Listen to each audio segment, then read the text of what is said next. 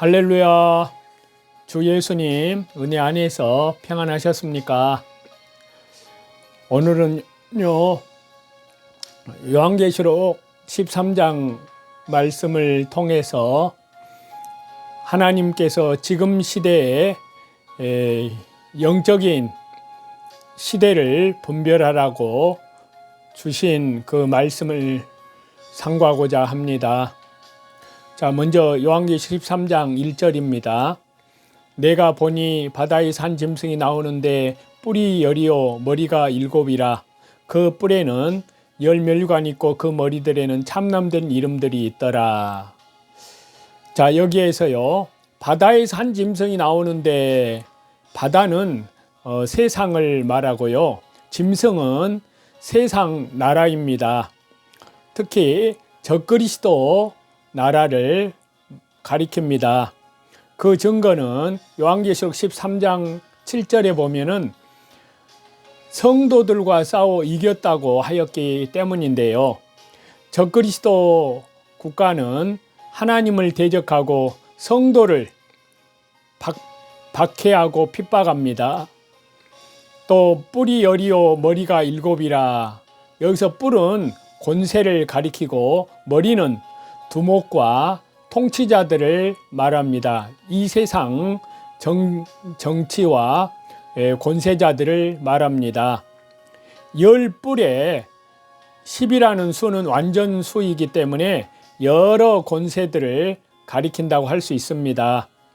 일곱 머리에 7수도 완전 수이기 때문에 세상에는 머리 될 만한 통치자들이 많다는 뜻입니다. 열 멸류관, 여기서 열 멸류관은 영광을 뜻하는데요, 권세자들은 세상 세력으로 영광을 누린다는 뜻인데요, 참남된 이름은 자기 신분에 해당되지 않는 주제 넘은 이름이 참남된 이름입니다. 특히 하나님을 대적하는 말을 하는 겁니다. 13장 2절입니다. 내가 본 짐승은 표범과 비슷하고 그 발은 곰의 발 같고 그 입은 사자 입 같은데 용이 자기의 능력과 보좌와 큰 권세를 그에게 주었더라 그랬습니다. 여기에 짐승의 모양은 표범과 비슷하고 발은 곰의 발 같고 입은 사자 입 같다고 하였는데요. 이 말씀이 다니엘서 7장에는 네 짐승이 나오는데요, 사자, 곰, 표범 그리고 열뿔 가진 짐승으로 나오는데요, 여기 요한계시록 본문에는 짐승 하나가 그 네 짐승의 특징을 다 갖추고 있습니다. 그렇기 때문에 다니엘서 7장의 네 짐승과 여기 한 짐승의 내용은 같은 것입니다. 즉, 이 짐승들은 세상 나라들을 상징하고 있는데요, 세상 나라들이 짐승과 같이 이기주의로 나아가고 잔인하고 포악하여 서로 잡아먹으려고 하는 야수와 같은 것을 말합니다. 한마디로 말하면은 세계 단일 정부, 적그리스도 정부가 등장할 것을 말씀하고 있는 겁니다. 세상 나라들이 겉으로는 체면도 있고 법도 있지만 자기 나라의 유익을 위해서는 의와 신의를 버리고 이기주의로 나아갑니다. 자기 배를 채우려고 하는 짐승과 같이 행동하는 것이 이 세상 나라들입니다.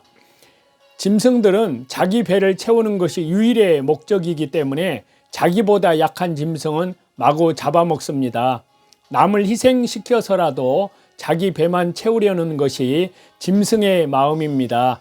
이와 같이 세상 나라들, 적그리스도의 나라들이 짐승의 마음을 가지고 자기 나라의 유익을 위해서는 국가 간의 조약도 의리도 하루아침에 배신을 합니다.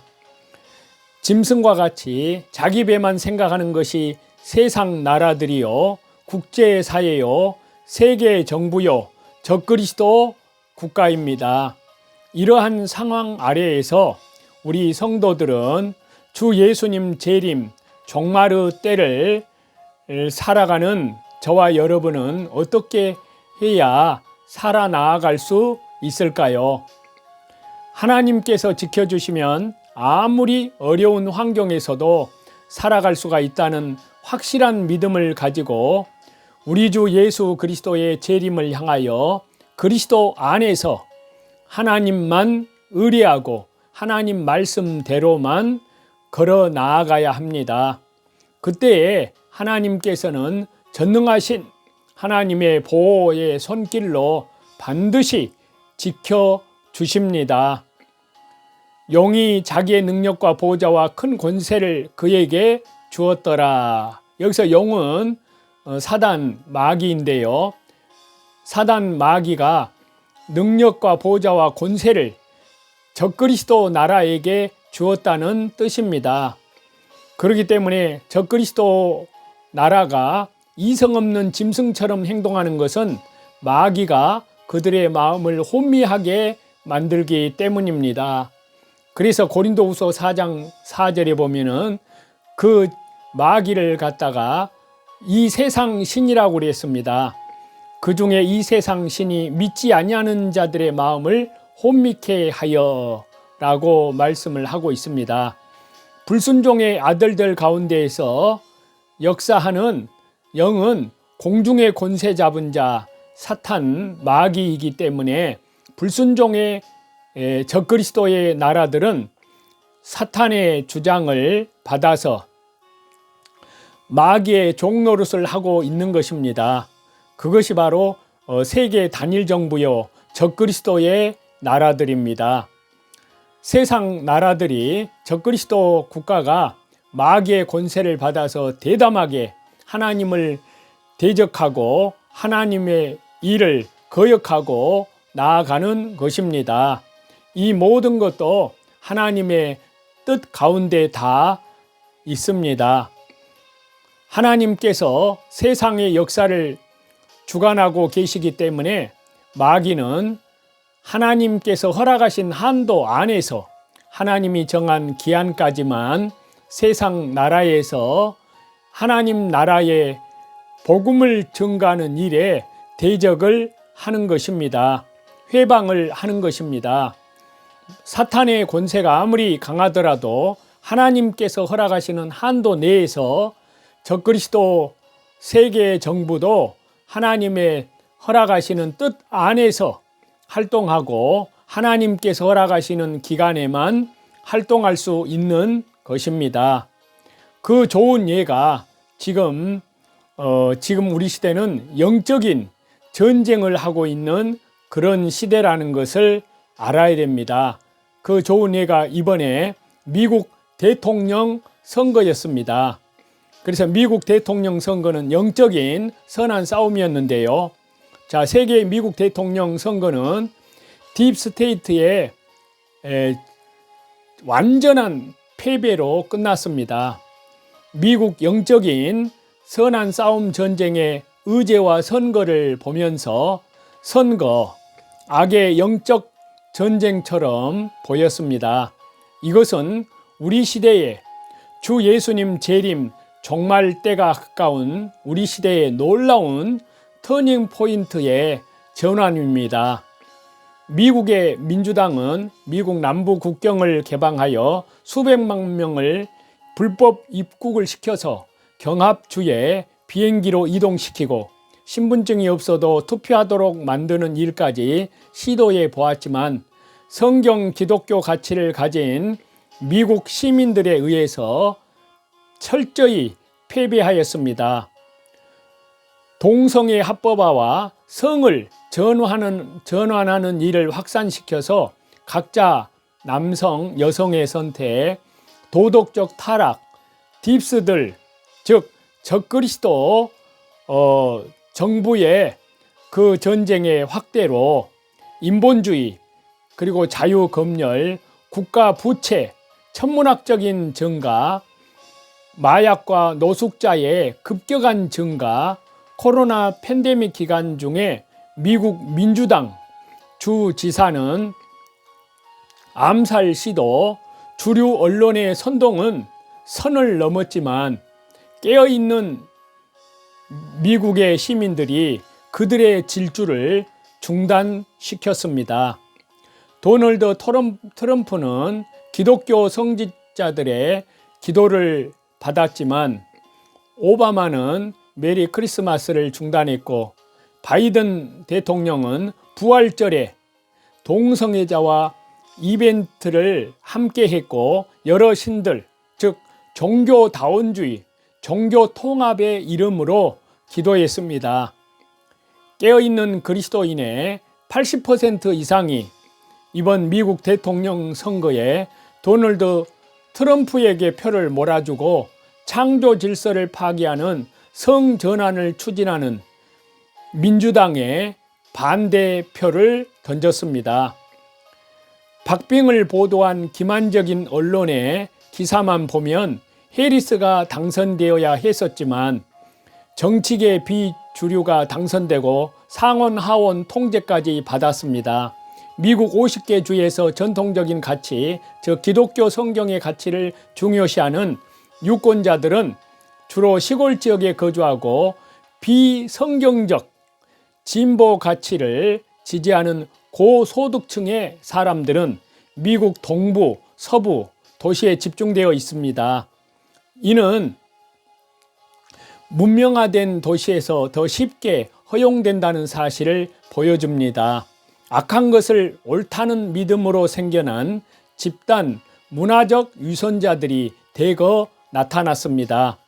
귀신들과 더러운 영들의 처소, 사치와 타락을 조장하고 돈을 숭배하는 음행의 도시는 음녀 바벨론, 종교 다원주의, WCC, WEA, NCCK, 또 로잔 운동 이러한 세력에서 종교 다원주의 세력에서 주님께서는 내 백성은 이 종교 다원주의의 타락한 문화에서 절대 빠져나오라고 하십니다. 도시의 미지근한 기독교인들은 이제 무엇이 악이고 무엇이 선인지 성경적인 관점에서 분별하지 않는다는 현실을 보여주고 있습니다. 신앙의 자유를 찾아 미국으로 건너왔는데 민주당은 신앙의 자유를 몰아내려고 했습니다. 법을 제정하여 신앙의 자유를 박탈하면 세상은 점점 나빠지게 되는 겁니다. 사람들은 무슨 일이 일어나는지 아무 통찰이 없고 경건의 모양은 있지만 경건의 능력은 볼 수 없습니다. 그러나 그리스도의 순결한 믿음의 신부들은 빛나고 깨끗한 세마포 주 예수님의 십자가의 피로 피 뿌린 옷을 입고 있습니다. 미국 대선을 지켜보면서 바이든의 민주당이 더 집권해야 적그리스도의 도래가 촉발될 것이라 생각할 수도 있습니다. 그러나 하나님은 언제나 우리의 예측을 깨트리는 상황을 자주 목격하기도 합니다. 사실 파란색이나 빨간색이나 누가 이겨도 국내의 내란 전쟁을 염려하는 분위기는 많았습니다. 그래서 요한계시록 13장에 성도들과 짐승, 적그리스도의 영적인 전쟁이 기록되어 있고 짐승의 나라, 적그리스도 정부는 치명적인 부상을 당했다고 기록하고 있습니다. 짐승의 머리 하나가 치명적인 상처를 입었고 칼의 상처를 입었습니다. 두 증인과 짐승 적그리스도와 성도들과 짐승 적그리스도 사이에 영적인 전쟁도 요한계시록에는 지금부터 1900년 전에 사도 요한을 통해서 성령님께서 미리 예고하셨습니다. 그래서 그 말씀을 보면요, 그의 머리 하나가 상하여 죽게 된 것 같더니 그 죽게 되었던 상처가 나음에 온 땅이 놀랍게 여겨 짐승을 따르고 짐승 앞에서 받은 바 이적을 행함으로 땅에 거하는 자들을 미혹하며 땅에 거하는 자를 이르기를 칼에 상하였다가 살아난 짐승을 위하여 우상을 만들라 하더라. 짐승은 10뿔을 가졌고 머리가 7이라고 합니다. 내가 보니 바다에 산 짐승이 나오는데 뿔이 10이요 머리가 7이라. 여기서 10은 아까 말씀드렸다시피 세계 여러 나라의 권력자들, 그들은 짐승의 세계, 단일 세계 정부, 적그리스도 정부를 수립을 위해서 네트워크로 연결된 자들입니다. 머리가 7이라는 것은 세계 역사에 등장한 7 짐승의 제국을 뜻합니다. 또 요한계시록 17장에 보면 지혜 있는 뜻이 여기 있으니 그 7 머리는 여자가 앉은 7산이요 또 7 왕이라. 5은 망하였고 하나는 있고 다른 하나는 아직 이르지 아니하였으나 이르면 반드시 잠깐 동안 머무르리라. 전에 있었다가 지금 없어진 짐승은 8째 왕이니 7 중에 속한 자라. 그가 멸망으로 들어가리라. 자, 여기에서 이미 멸망한 5개 나라는요, 그 나라를 열거해 보면 애굽 제국입니다. 이집트 제국 과거에, 그 다음에 아시리아 제국, 바벨론 제국, 메데 페르시아 제국, 그러니까 페르시아 제국, 헬라 제국, 알렉산더 제국, 그리고 현재 있는 하나는 사도 요한이 성경을 기록할 당시에 로마 제국이고요. 7번째 왕국에서 적그리스도가 나오고, 지금 적그리스도는 세계 단일 정부에서 8번째 왕이 된다는 뜻입니다. 짐승의 머리 하나가 치명적인 상처를 입고 치료된 것은 과거에 일어난 일입니다. 이것은 어떤 뜻일까요? 머리는 나라를 상징하기 때문에 그의 나라가 어떤 이유로 거의 파괴되었다가 다시 회복할 것을 예측해 볼 수가 있습니다. 적그리스도를 배출하는 왕국은 현재 나라들 중에 최강대국, 패권 국가입니다. 그의 나라는 어떻게 칼의 상처를 입을 수 있을까요? 예부의 테러 세력이나 세계 전쟁에서 패배할 수도 있습니다. 또는 나라가 두 진영으로 갈라져서 모든 수단을 동원하여 내란 전쟁이 발생할 수도 있습니다. 국경을 개방하여 수백만 명을 입국시키는 모습을 보면 정말 무슨 짓이든 하겠구나 하는 생각이 절로 듭니다. 이로 인한 달러 붕괴에 의한 경제적 위기가, 경제 공황의 위기가 닥칠 수도 있습니다. 난리와 난리의 소문을 들을 때에 두려워하지 말라는 주님의 말씀, 난리와 난리가 국가 간의 전쟁뿐만이 아니라 내란 전쟁이 포함되기도 합니다. 만약 폭동이 일어난다면 그리스도인들은 총과 칼을 들고 맞서야 할까요? 그렇지 않습니다. 주 예수님께서는 칼을 가지는 자는 다 칼로 망하리라 미리 말씀하셨습니다.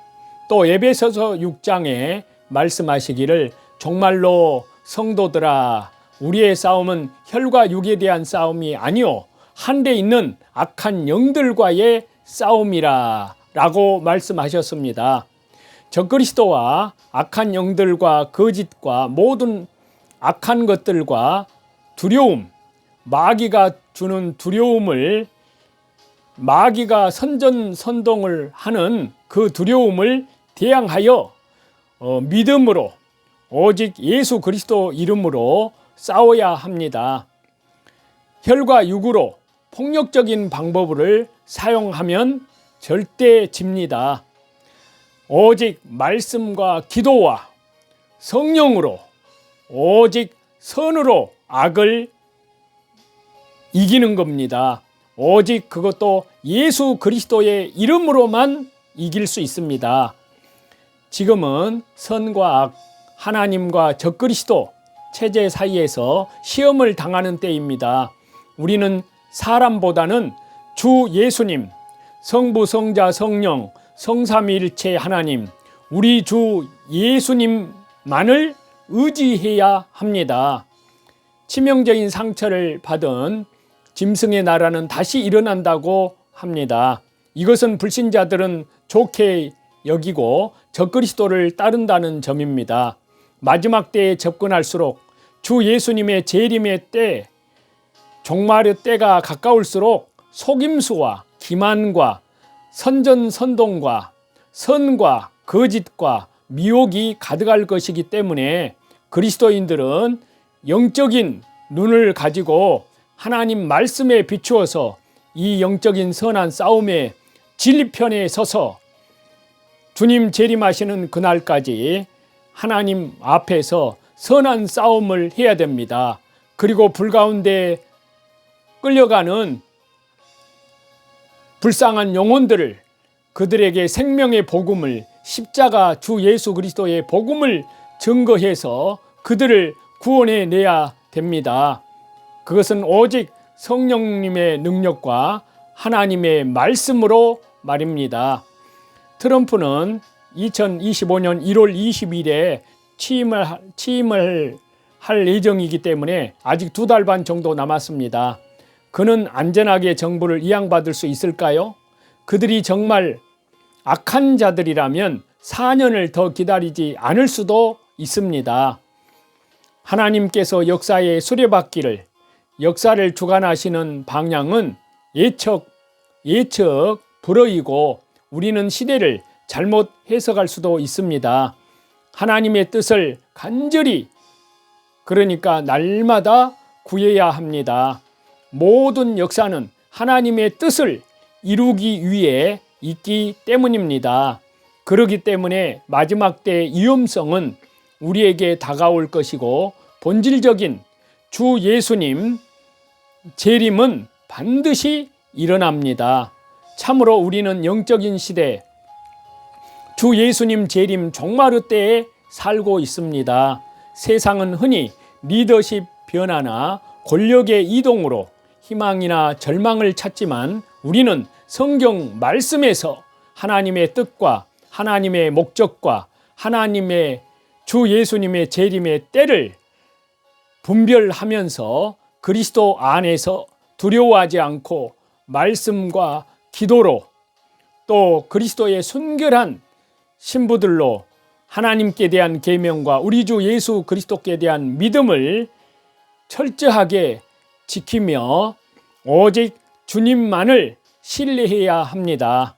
왜냐하면 결국 우주를 통치하시는 분은 성부, 성자, 성령, 성삼위일체 하나님, 다시 재림하시는 영광의 하나님, 주 예수님 그리스도밖에 없으시기 때문입니다.